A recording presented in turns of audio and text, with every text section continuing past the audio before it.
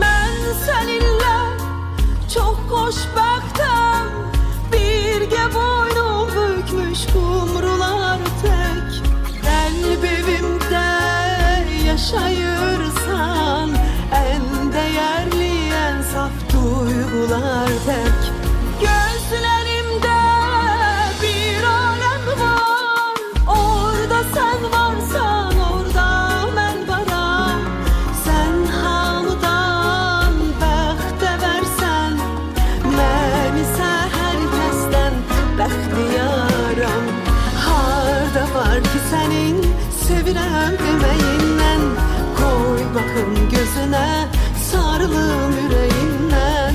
Astaca astaca deyirəm bilesen, bir bahardır, bir de sensen. Size olan sevgim bir ihtiyardır.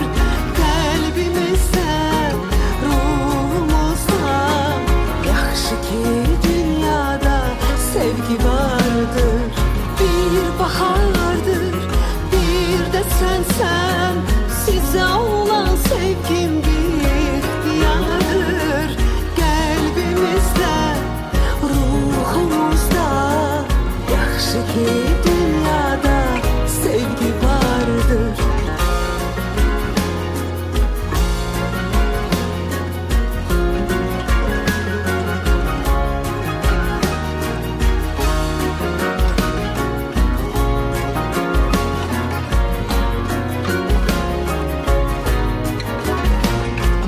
Harda var ki senin sevirəm deməyindən, koy bakım gözüne, sarılım yüreğinden. Astaca astaca deyirəm bilesen.